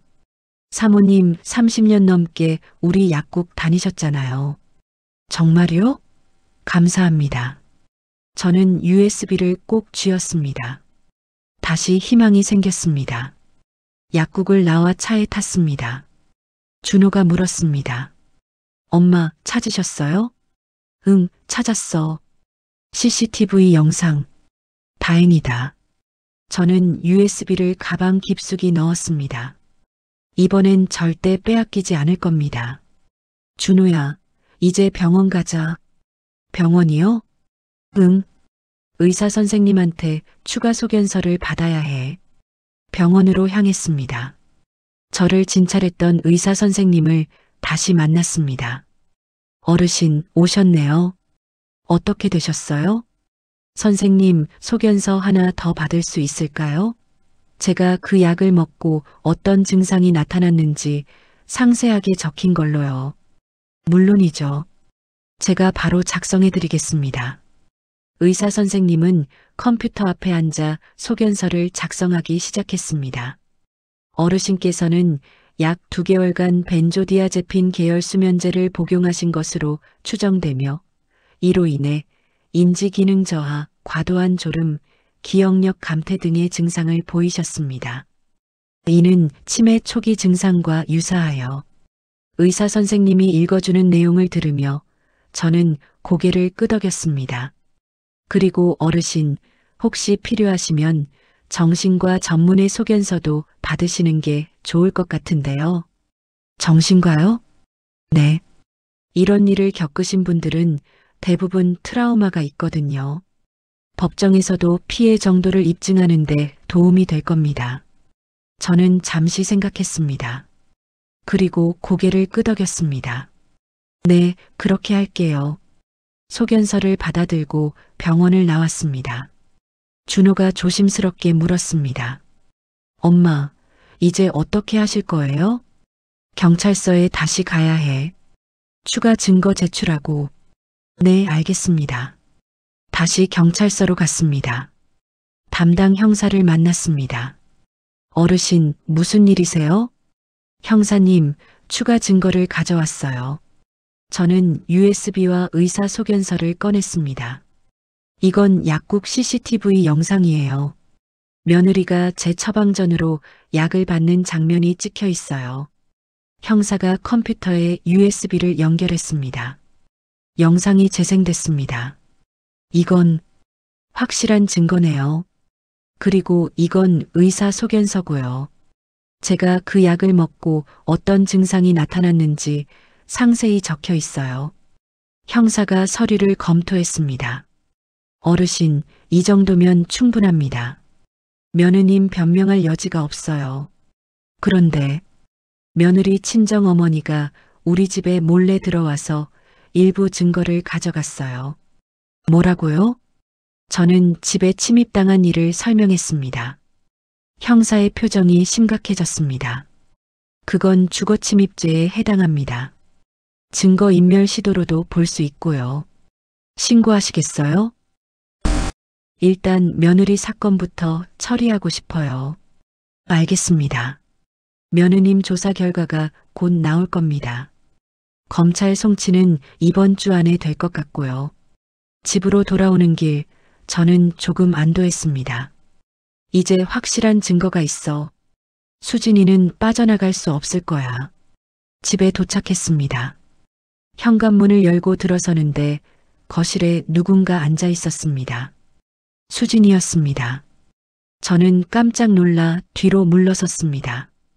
준호도 놀란 표정이었습니다. 수진아, 너 어떻게 해? 보석으로 나왔어요. 수진이가 차갑게 말했습니다. 얼굴에는 화장기 하나 없었고 눈은 충혈되어 있었습니다. 어머니, 수진이가 저를 쳐다봤습니다. 그 눈빛이 섬뜩했습니다. 어머니, 이제 그만하시면 안 될까요? 뭘 그만하라는 거야? 저를 범죄자로 만드는 거요. 저는 어머니를 위해 한 거예요. 저는 비웃었습니다. 날 위해 수면제 먹여서 어머니가 잠을 못 주무셔서 그랬어요. 도와드리려고. 거짓말하지 마. 제 목소리가 커졌습니다. 너는 날 요양원에 보내고 이 집을 빼앗으려고 했어. 전화 통화하는 거 다 들었다고. 수진이의 얼굴이 굳어졌습니다. 그건 그냥 친구한테 한 말이에요. 실제로 그럴 생각은 없었어요. 그럼 왜 내 약을 바꿔치기 했어? 왜 수첩에 계획을 다 적어놨어? 수첩은, 그건 수진이가 말을 잇지 못했습니다. 그때 준호가 앞으로 나섰습니다. 수진아, 이제 그만해. 나도 증거 다 봤어. 내가 뭘 했는지 알아. 여보, 미안해. 나는 더 이상 내 편이 아니야. 수진이의 눈에 눈물이 고였습니다. 여보, 제발. 저 믿어주세요. 못 믿겠어. 너는 우리 엄마한테 그런 짓을 했잖아. 수진이가 무릎을 꿇었습니다. 어머니, 제발이요. 저 용서해 주세요. 제가 잘못했어요. 다시는 안 그럴게요. 저는 수진이를 내려다봤습니다. 얼마 전까지만 해도 이 사람이 웃으면서 어머니, 약 드세요라고 말했었습니다. 그 뒤에 얼마나 차가운 계산이 숨어 있었는지도 모르고 저는 그 약을 먹었었습니다. 수진 씨, 저는 차갑게 말했습니다. 용서는 없어요. 어머니, 당신은 날 죽이려고 했어요. 천천히 계획적으로 치매 환자로 만들어서 쫓아내려고 했죠. 그런 게 아니에요. 그럼 뭐예요? 내 약을 바꿔치기 한 게, 수면제를 먹인 게 전부 다 날 위해서였다고요? 수진이는 아무 말도 하지 못했습니다. 저는 한 걸음 더 다가갔습니다. 당신 알아요? 내가 얼마나 무서웠는지. 내가 정말 치매에 걸린 줄 알았어요. 머리가 멍하고 기억이 사라지고 내가 미쳐가는 것 같았어요. 죄송해요. 그리고 알아요? 제일 무서웠던 게 뭔지. 내 아들마저 당신 편이 되는 거였어요. 내 친아들이 날 의심하고 치매 검사를 받으라고 하고 요양원 얘기를 꺼내는 거요. 제 목소리가 떨렸습니다. 하지만 눈물은 나오지 않았습니다. 당신은 날 완전히 고립시키려고 했어요. 아무도 믿어주지 않는 미친 노인으로 만들려고 했죠. 어머니, 정말 죄송해요. 제가 잘못했어요. 이제 와서 사과해요? 들키지 않았으면 끝까지 했을 거잖아요. 저는 수진이에게서 돌아섰습니다. 당장 나가요. 이 집은 당신이 있을 곳이 아니에요. 어머니, 수진이가 제 치마를 붙잡았습니다. 저는 그 손을 뿌리쳤습니다. 손 떼요. 준호가 수진이를 일으켰습니다. 수진아, 가자. 이제 여기는 우리 집이 아니야. 여보, 안 돼요. 제발. 준호는 대답하지 않았습니다. 수진이의 팔을 잡고 현관으로 이끌었습니다. 수진이가 마지막으로 저를 돌아봤습니다. 어머니, 후회하실 거예요. 그 말이 끝나기도 전에 문이 닫혔습니다. 저는 그 자리에 서서 닫힌 문을 바라봤습니다. 텅 빈 거실, 고요한 정적. 저는 소파에 앉아 깊게 한숨을 쉬었습니다. 이제 거의 다 끝났어. 며칠 후 경찰서에서 연락이 왔습니다. 어르신, 며느님 사건이 검찰에 송치됐습니다. 약사법 위반, 존속상해 미수로요. 재판은 언제쯤 열리나요? 한 달 정도 후에 1심 재판이 시작될 겁니다. 알겠습니다. 감사합니다. 저는 전화를 끊고 창밖을 바라봤습니다. 한 달 후면 모든 게 결정됩니다. 그때 준호에게서 전화가 왔습니다. 엄마, 나 준호야. 응? 엄마, 내가 재판 때 증인으로 설 거야. 저는 잠시 말을 잇지 못했습니다. 엄마 편에서? 당연하지. 나는 엄마 아들이잖아. 눈시울이 뜨거워졌습니다. 고맙다, 아들아. 미안해, 엄마. 내가 진작 엄마 편을 들었어야 했는데. 됐어. 이제라도 깨달은 게 어디야. 전화를 끊고 저는 오랜만에 편안하게 웃었습니다. 이제 마지막 싸움만 남았습니다. 법정에서 모든 진실을 밝히는 것. 저는 달력을 보며 재판 날짜에 동그라미를 쳤습니다. 조금만 더 버티면 돼. 그리고 그날이 왔습니다.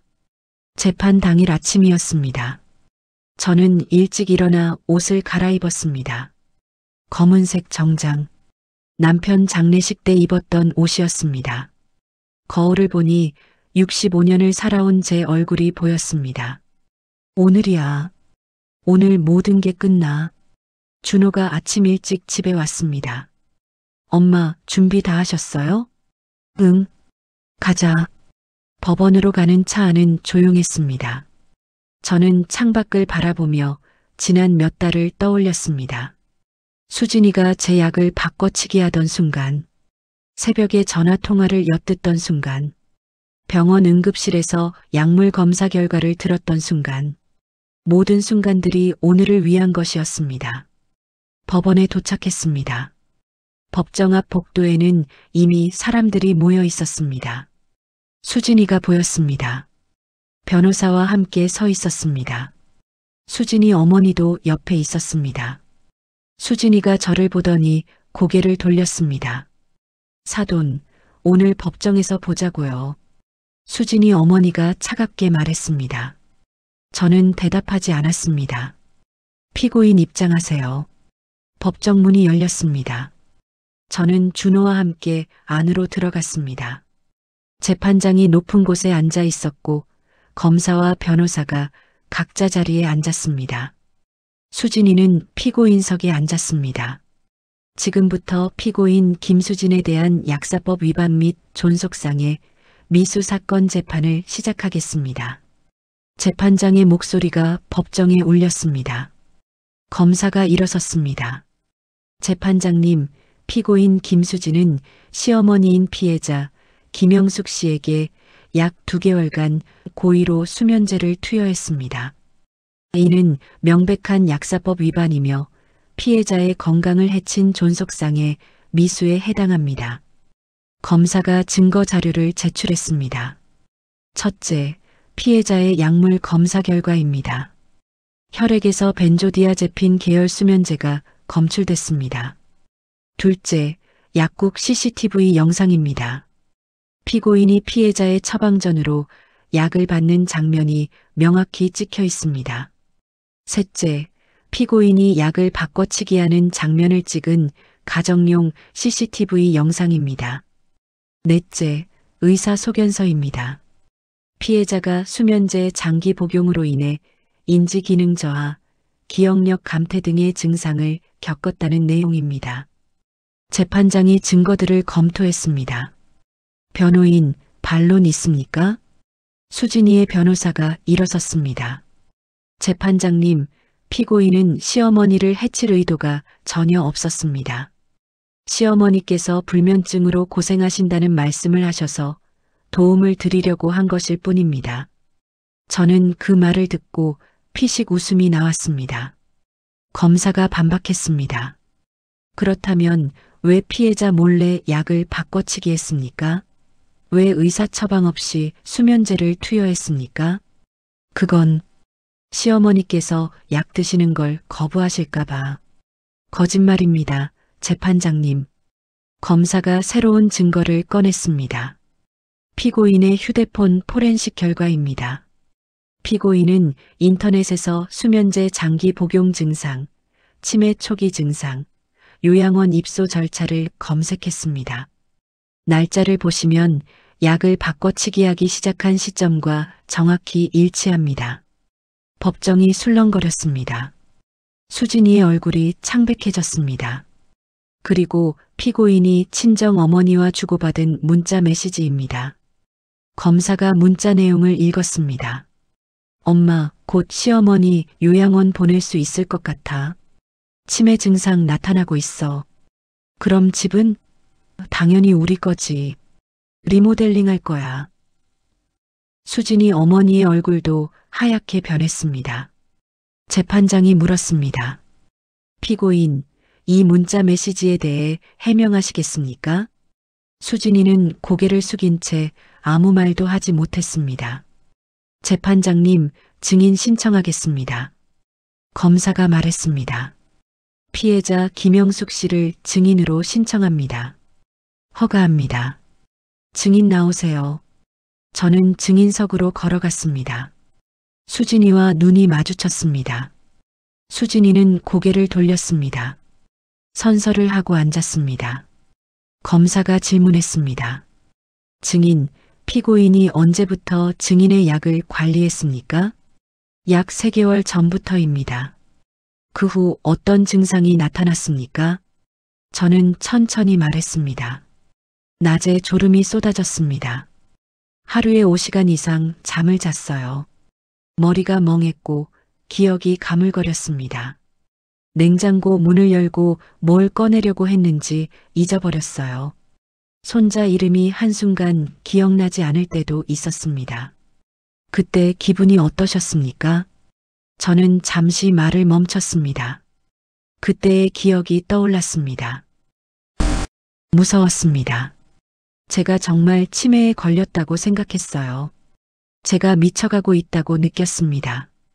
제 목소리가 떨렸습니다. 그리고 더 무서웠던 건 아무도 날 믿어주지 않는다는 거였어요. 며느리는 어머니 요즘 이상하다고 했고 제 아들마저 엄마 병원 가보자고 했습니다. 저는 완전히 고립됐어요. 그 상황에서 어떻게 하셨습니까? 증거를 모았습니다. 며느리가 주는 약을 먹는 척하고 몰래 모았어요. 카메라를 설치해서 며느리가 약을 바꿔치기 하는 장면을 찍었습니다. 살아남기 위해서였습니다. 법정이 조용했습니다. 검사가 마지막 질문을 했습니다. 증인, 피고인을 용서할 수 있습니까? 저는 수진이를 똑바로 쳐다봤습니다. 아니요. 용서할 수 없습니다. 수진이가 고개를 들어 저를 봤습니다. 눈에는 눈물이 가득했습니다. 저는 계속 말했습니다. 그 사람은 저를 천천히 죽이려고 했습니다. 정신을 못 차리게 만들어서 치매 환자로 만들어서 쫓아내려고 했어요. 계획적이고 치밀하게요. 제 목소리가 단호해졌습니다. 그리고 들키지 않았다면 끝까지 했을 겁니다. 저를 요양원에 보내고 제 집을 빼앗고 제 존재를 지웠을 거예요. 충분합니다. 검사가 자리에 앉았습니다. 변호사가 일어났습니다. 증인, 피고인이 평소 증인을 어떻게 대했습니까? 나쁘게만 대했습니까? 처음 1년은 좋았습니다. 하지만 그게 다 연기였다는 걸 나중에 알았습니다. 그건 증인의 추측 아닙니까? 아니요. 며느리가 친구한테 한 말을 들었습니다. 착한 며느리 연기해야 한다고. 변호사가 말문이 막혔습니다. 더 이상 질문 없습니다. 저는 증인석에서 내려왔습니다. 다음 증인, 피해자의 아들 박준호 씨 나오세요. 준호가 증인석에 앉았습니다. 검사가 물었습니다. 증인, 피고인과는 어떤 관계입니까? 아내입니다. 아니, 아내였습니다. 증인이 보기에 피고인이 시어머니를 해칠 의도가 있었다고 생각하십니까? 준호는 잠시 침묵했습니다. 그리고 천천히 입을 열었습니다. 네, 있었다고 생각합니다. 수진이가 고개를 들어 준호를 봤습니다. 눈에는 배신감이 가득했습니다. 왜 그렇게 생각하십니까? 제 아내는, 아니, 피고인은 저한테 자주 말했습니다. 어머니가 집에 계시면 불편하다, 요양원 알아봐야 하는 거 아니냐고요. 저는 그게 그냥 하는 말인 줄 알았습니다. 준호의 목소리가 떨렸습니다. 하지만 지금 생각해보면 피고인은 처음부터 계획하고 있었던 것 같습니다. 저를 설득하고 제 엄마를 고립시키고 집을 차지하려고요. 증인, 이 사건을 알고 어떤 결정을 내리셨습니까? 이혼 소송을 준비하고 있습니다. 법정이 다시 술렁거렸습니다. 수진이의 변호사가 일어나려 했지만 준호가 먼저 말했습니다. 저는 제 엄마를 지키지 못했습니다. 아내 편만 들었고 엄마를 의심했습니다. 그게 제일 후회됩니다. 준호가 저를 쳐다봤습니다. 엄마, 정말 죄송합니다. 저는 고개를 끄덕였습니다. 증인 신문이 끝났습니다. 재판장이 최후 진술 기회를 줬습니다. 피고인, 할 말 있으면 하세요. 수진이가 천천히 일어났습니다. 얼굴은 눈물로 범벅이 됐지만 말은 하지 못했습니다. 한참 후 수진이가 작게 중얼거렸습니다. 죄송합니다. 그게 전부였습니다. 재판장이 선고 날짜를 정했습니다. 2주 후에 선고하겠습니다. 오늘 재판은 이것으로 마치겠습니다. 법정을 나왔습니다. 복도에서 수진이 어머니가 저를 가로막았습니다. 사돈, 이렇게까지 해야겠어요? 우리 딸 인생 망가뜨리려고요? 저는 차갑게 그 사람을 쳐다봤습니다. 따님이 제 인생을 망가뜨리려고 했을 때는 생각 안 하셨나요? 그건, 그리고 우리 집에 몰래 들어와서 증거 가져간 거, 그것도 범죄예요. 신고하면 당신도 처벌받을 겁니다. 수진이 어머니의 얼굴이 굳어졌습니다. 하지만 저는 그러지 않을 거예요. 따님 처벌로 충분하니까요. 저는 그 사람을 지나쳐 걸어갔습니다. 준호가 저를 따라왔습니다. 엄마, 수고하셨어요. 응, 너도. 엄마, 이제 끝난 거죠? 아직 선고가 남았어. 하지만 거의 다 끝났어. 법원을 나왔습니다. 햇살이 따뜻했습니다. 저는 하늘을 올려다봤습니다. 여보, 보고 있어요? 내가 우리 집 지켰어요. 당신이 온 힘을 다해 마련한 이 집을요. 2주 후 선고 공판이 열렸습니다. 재판장이 판결문을 읽었습니다. 피고인 김수진은 시어머니에게 고의로 수면제를 투여하여 건강을 해하고 재산을 편취하려 한 사실이 인정됩니다. 이는 약사법 위반 및 존속상의 미수에 해당하며 계획적이고 지능적인 범행으로 죄질이 불량합니다. 수진이는 고개를 숙이고 있었습니다. 따라서 피고인 김수진에게 징역 1년 6개월, 집행유예 3년을 선고합니다. 망치 소리가 울렸습니다. 끝났습니다. 저는 깊게 숨을 들이쉬었습니다. 드디어 끝났어. 법정을 나왔습니다. 준호가 저를 안아줬습니다. 엄마, 수고 많으셨어요. 응. 저는 그제야 눈물이 났습니다. 참았던 모든 감정이 한꺼번에 쏟아졌습니다. 엄마, 울지 마세요. 이제 다 끝났잖아요. 그래, 끝났어. 하지만 이건 끝이 아니었습니다. 새로운 시작이었습니다. 판결이 나고 한 달이 지났습니다. 저는 아침 햇살에 눈을 떴습니다. 침대에서 일어나 창문을 열었습니다. 신선한 공기가 폐 속으로 들어왔습니다.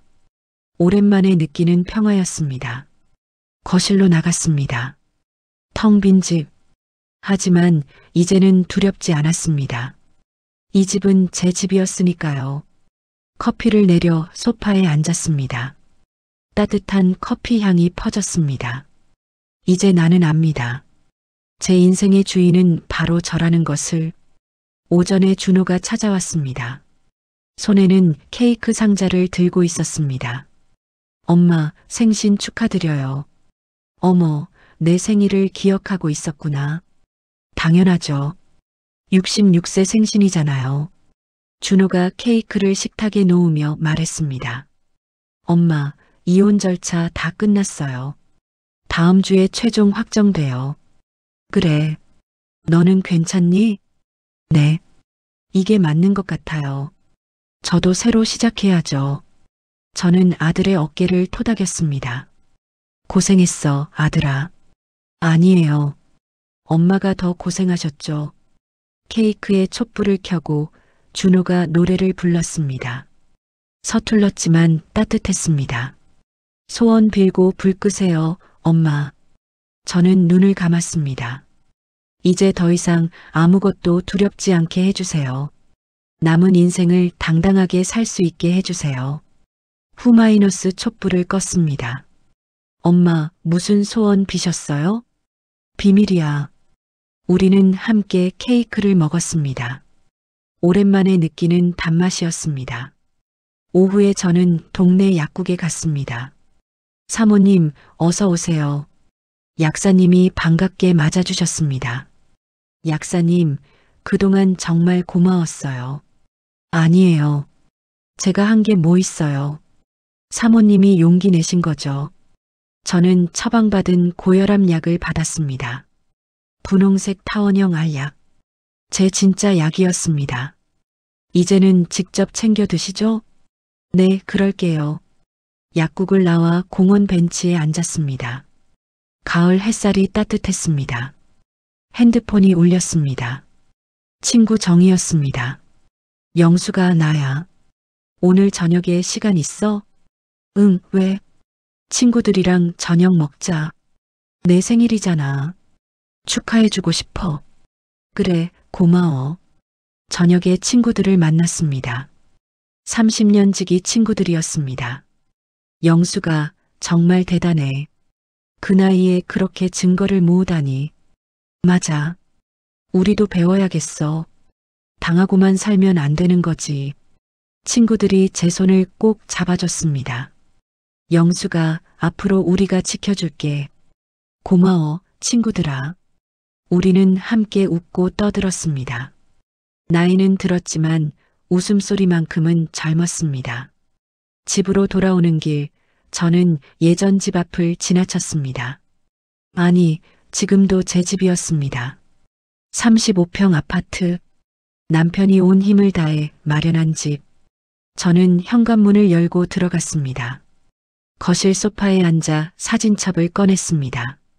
남편과의 사진들이 가득했습니다. 여보, 보고 있어요? 내가 지켰어요. 우리 집. 사진 속 남편이 웃고 있는 것 같았습니다. 며칠 후 병원에 갔습니다. 정기 검진이었습니다. 의사 선생님이 검사 결과를 보며 말했습니다. 어르신, 건강 많이 좋아지셨네요. 혈압도 정상이고 인지 기능 검사도 완벽하세요. 감사합니다, 선생님. 그때 정말 잘 대처하셨어요. 많은 분들이 참고 사세요. 하지만 어르신은 달랐죠. 참는 게 답은 아니더라고요. 의사 선생님이 고개를 끄덕였습니다. 맞습니다.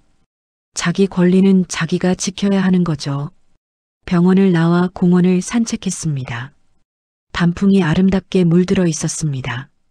벤치에 앉아 쉬는데 옆에 할머니 한 분이 앉았습니다. 날씨 참 좋죠? 네, 그러게요.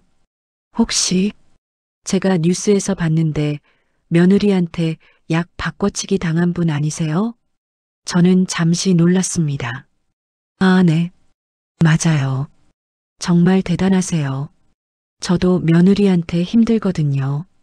근데 어른신 보고 용기 얻었어요. 그래요? 네.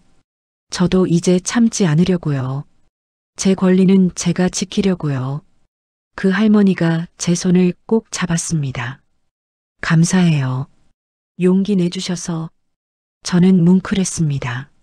내 싸움이 누군가에게 희망이 됐구나. 집으로 돌아와 저녁을 준비했습니다. 오랜만에 제가 좋아하는 음식들을 만들었습니다. 된장찌개, 김치찌개, 나물 반찬들. 수진이가 있을 때는 입맛에 맞춰 싱겁게 했지만 이제는 제 입맛대로 간을 맞췄습니다. 준호가 퇴근하고 찾아왔습니다. 엄마, 뭐 이렇게 많이 하셨어요? 너 좋아하는 것들 해봤어. 감사합니다, 엄마. 우리는 함께 저녁을 먹었습니다. 오랜만에 편안한 식사였습니다. 엄마, 요즘 어떠세요? 혼자 계시는 거 괜찮으세요? 응, 괜찮아. 오히려 편해. 그래도 가끔 외로우시면 언제든 연락하세요. 알았어. 고마워, 아들아. 준호가 설거지를 하고 갔습니다. 저는 홀로 거실에 앉아 TV를 켰습니다. 뉴스가 나왔습니다. 최근 노인 학대 사건이 증가하고 있습니다. 전문가들은 피해자들이 적극적으로 대응해야 한다고 강조합니다. 화면에 제 사건이 언급됐습니다. 은평구에 사는 김모 씨는 며느리에게 2개월간 수면제를 먹은 사건으로 용기 있게 신고의 법적 처벌을 받게 했습니다. 이 사건은 노인 인권 보호의 중요한 사례로 평가받고 있습니다. 저는 작게 웃었습니다. 내가 그런 사례가 됐구나. 며칠 후 수진이한테서 편지가 왔습니다. 봉투를 열까 말까 고민했습니다. 그리고 열었습니다. 어머니께. 저는 지금 사회봉사 명령을 받고 요양원에서 일하고 있습니다. 매일 어르신들을 돌보며 제가 어머니께 무슨 짓을 했는지 깨닫고 있습니다. 용서를 구하려는 게 아닙니다. 저는 용서받을 자격이 없다는 걸 압니다. 다만 진심으로 후회하고 있다는 말씀만 드리고 싶었습니다. 어머니께서 당당하게 싸우신 모습, 저는 평생 잊지 못할 것 같습니다. 김수진 올림. 저는 편지를 접었습니다. 눈물이 나지는 않았습니다. 분노도 느껴지지 않았습니다. 그냥 담담했습니다. 이제 정말 끝났구나. 저는 편지를 서랍 깊숙이 넣었습니다. 주말에 손자 민준이가 찾아왔습니다. 할머니, 민준이가 제 품에 안겼습니다. 우리 민준이 많이 컸네. 할머니, 보고 싶었어요. 할머니도 보고 싶었어. 민준이와 함께 근처 공원에 갔습니다. 그네를 밀어주고 미끄럼틀을 함께 탔습니다. 할머니, 이제 엄마랑 안 사는 거예요? 응, 그렇게 됐어. 왜요? 어른들 사정이야. 그럼 할머니 외로우시겠어요. 저는 민준이 머리를 쓰다듬었습니다. 아니야. 할머니는 안 외로워. 민준이가 자주 놀러 와주면 되잖아. 네, 매주 올게요. 민준이의 밝은 웃음소리가 공원에 울려 퍼졌습니다. 그날 저녁 저는 제 방을 새로 꾸미기 시작했습니다. 수진이가 살던 방, 이제는 제 취미 방으로 만들기로 했습니다. 오래전에 그만뒀던 서예를 다시 시작하기로 했습니다. 붓과 먹, 종이를 샀습니다. 책상 앞에 앉아 붓을 들었습니다. 무슨 글자를 쓸까 고민하다가 한 글자를 썼습니다. 인, 참을 인. 하지만 이번엔 그 위에 큰 X자를 그었습니다. 그리고 새로운 글자를 썼습니다. 당, 마땅할 당, 당당할 당. 이제 더 이상 참지 않을 거야. 당당하게 살 거야. 다음 주 저는 오랜만에 등산 모임에 나갔습니다. 영숙 씨, 오랜만이네요. 그러게요. 요즘 좀 바빴어요. 친구들과 함께 산을 올랐습니다. 숨이 차고 다리가 아팠지만 기분은 좋았습니다. 정상에 올라 서울을 내려다봤습니다. 넓은 도시, 그 어딘가에 제 집이 있었습니다. 영숙 씨, 요즘 표정이 밝아졌어요. 그래요? 네, 뭔가 홀가분해 보여요. 저는 웃었습니다. 홀가분하죠. 짐을 내려놨으니까요. 산을 내려와 친구들과 막걸리를 마셨습니다. 영수가 앞으로 뭐 하고 싶어? 글쎄, 여행이라도 다녀볼까? 좋은 생각이네. 우리 같이 가자. 저는 고개를 끄덕였습니다. 그래, 이제 내 인생을 살아야지. 그날 밤 집에 돌아와 침대에 누웠습니다. 천장을 바라보며 생각했습니다. 지난 몇 달이 주마등처럼 지나갔습니다. 수진이가 제 약을 바꿔치기 하던 순간, 새벽에 전화 통화를 엿듣던 순간, 증거를 모으던 밤들, 병원에서 약물 검사 결과를 들었던 순간, 법정에서 증언하던 순간, 모든 순간들이 저를 여기까지 이끌었습니다. 나는 65년을 살았어. 그동안 참기만 했지. 하지만 이제는 달라. 내 권리는 내가 지키는 거야. 저는 작게 웃었습니다. 창밖으로 달빛이 들어왔습니다. 고요하고 평화로운 밤이었습니다. 저는 이제 압니다. 제 인생의 주인은 바로 저라는 것을. 침실 창가에 서서 밤하늘을 바라봤습니다. 별이 반짝이고 있었습니다. 여러분, 저는 작게 중얼거렸습니다. 마치 영상을 보는 누군가에게 말하는 것처럼.